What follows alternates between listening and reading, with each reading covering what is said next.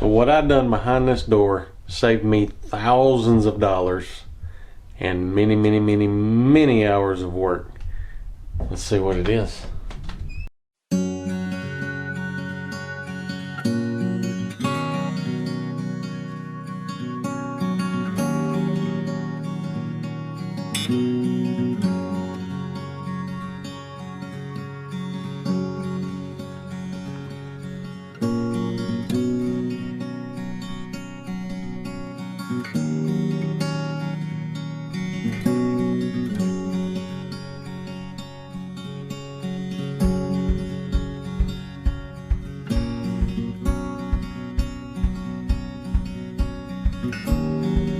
What's up, YouTube family? It's Ben here with VW Family Farm. Me and Lane are going to work on a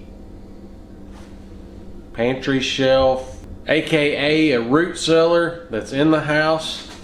This right here is actually a concrete room that was our safe room inside the house before we built this garage. When we built this garage, I dug a hole and I buried, you can look right here, I put a storm cellar in the garage. That thing is huge down there. So that down there is kind of like a root cellar. I've got it vented up into here, so it kind of fluctuates with the temperature of this room instead of staying a constant temperature. And me and Andrew just feel like that's got a little more moisture in it. This one right here, we never use it. We've just kind of used it for storage ever since we put that one in. So this one right now is going to be converted into our new root cellar, aka some more pantry room, can shelves, place she keeps her 5-gallon buckets. But she's just been stacking her 5-gallon buckets, so we're going to use these pieces of plywood, build some shelves. That way all she has to do, if she wants the bottom one, just slide it out of the shelf. So let's see, when we was talking about the design of this, I had my chicken scratch. I know what I meant, but Andrea couldn't understand my thinking. So she drew her own. And we were talking the same language. This was how we're gonna do it. And then this was hers. We figured out the best way to utilize these 3 pieces of plywood to make both shelves in this room and waste the least amount. So here we go. We'll draw it out on here first to make sure. All right, all I'm doing here, like I said, we're trying to maximize the amount of wood that we can get out of one sheet of plywood. What I've looked at doing inside this room, the door opens in the center, so I'll be able to have a shelf on both sides. One of them will be only 12 inches deep, the other one will be like 18 inches deep. They're both going to be 6 foot tall, because anything over 6 foot, Andrea has a hard time getting to the top. That way, so in saying that, I marked this off right here 2 foot. Down here at the bottom, I'm going to cut a 2 foot section off of it, and then we'll utilize on this 4x8 sheet, we'll utilize the 6 foot up one side for 2 18-inch legs, and we'll get one 12-inch leg out of it. Then we'll also be able to use this 2 foot piece here to make more shelves. So, like I said, think ahead, draw it out on a piece of paper, different dimensions that you could kind of break a piece of plywood up into. That way, less waste.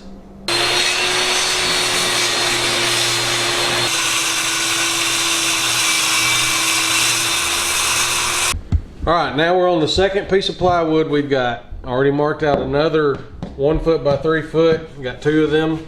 So that's 2 more shelves. On this one, instead of making 8 by 6 foot legs, we've made 18 by 3 foot shelves. I got 4 of them. So now out of that board over there, we're gonna have our 2 18 by 6 foot legs. These are 4 of the shelves. I need 8 of them total. And we made another, this is our second 12-inch by 6 foot leg. And then we've got down there on the corner another waist.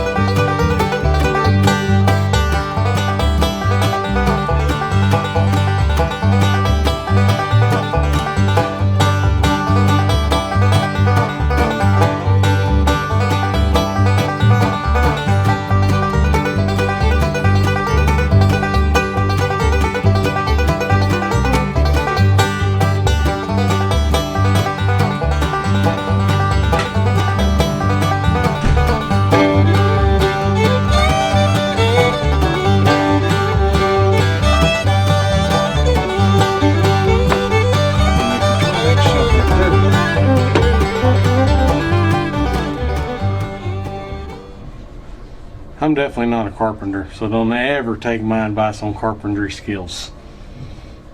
But I might be a little comical sometimes.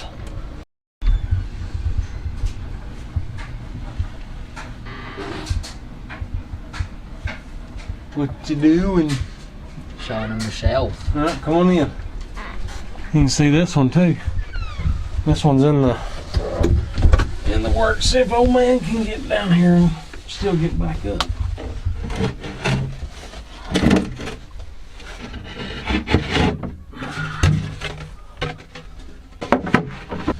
Right. Got screws? Yep.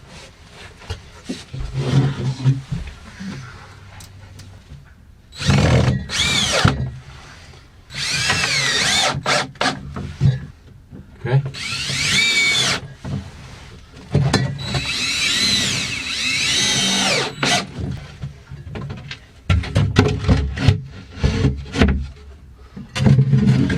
Bingo, bango.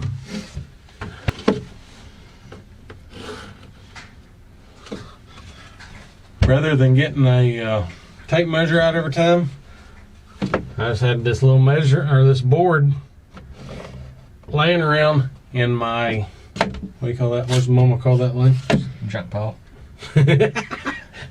My hoarding pile. That's what I was trying to think of. It's not junk, but it's perfectly 8 inches, the height that I needed for every shelf.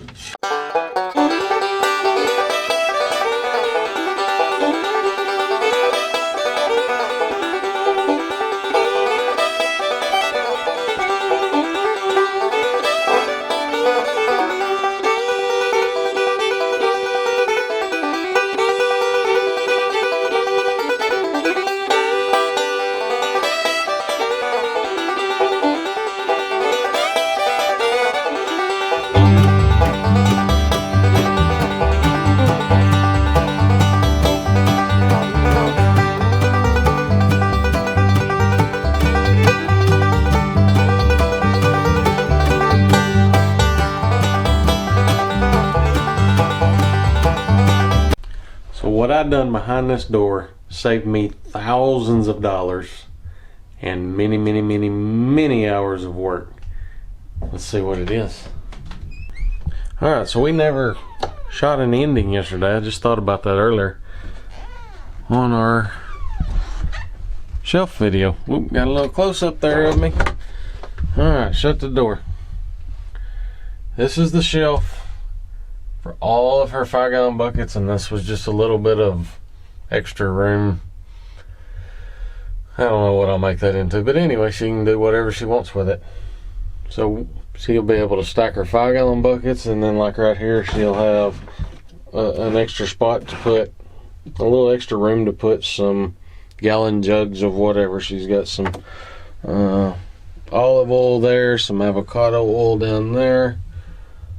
And then up there's her, up top's the dish soap. That's for laundry, that's for dish soap. And then on this side, you got a shelf up top for 5-gallon buckets or gallon jars or whatever she wants to use them for. 2 shelves for pints. And these things are deep. I mean, they're 18 inches deep. So she ought to be able to get a lot of jars in there. Then we got 1, 2, getting dark down here, 3, 4, 5 shelves for, that will fit quarts or quart and a halves. Another spot for 5-gallon buckets. I know, it's dark. So doing this, I mean, we spent, I think each sheet was 20 bucks for the plywood, something like that. I'm not going to quote exactly, but I think like 20 bucks a sheet for plywood. So that's 60 bucks because I used 3 sheets of that. Then a little $5 box of screws. I mean, this thing was so cheap. We don't ever utilize this. It got packed full of junk. I had my golf clubs in here, which I don't play golf very often. We had our bowling balls, and what you know, as you've seen in one of our videos, we don't go bowling very much. So had all that in here. It just got piled full of junk.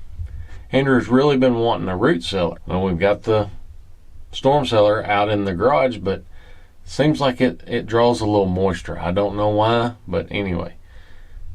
I got to thinking about this right here. This thing is the perfect size for us. It's going to stay a constant temperature. The easy access. I mean, it's right here in the house, so you don't have to go outside. Just all around, it's a perfect option. Now, granted, when we built it, and looking at it now, yeah, that's a high dollar root cellar. But if a storm ever comes and you can't make it out to the garage, whatever, boom, right here. You can walk right in here and it's still a storm cellar. It's just a little more cramped now. And that's one reason we didn't like it in the beginning. One reason was because it's so small. Second reason was because when the tornadoes hit over in Alabama and everything, we heard of trucks, tractors, and different things like that was flying through and knocking over safe rooms. So Andrew's like, I really want one in the ground. Just feel better. And when we built the garage, I thought, what the heck? I actually had it in mind as a bunker, but ended up settling for a metal storm cellar. Worked out great. And you can store things down there too. Thanks for watching. If you liked the video, give it a thumbs up. If you hadn't already, click that subscribe button down there. That'd help us out a lot. And thank you for all the wonderful comments. Until next time, God bless.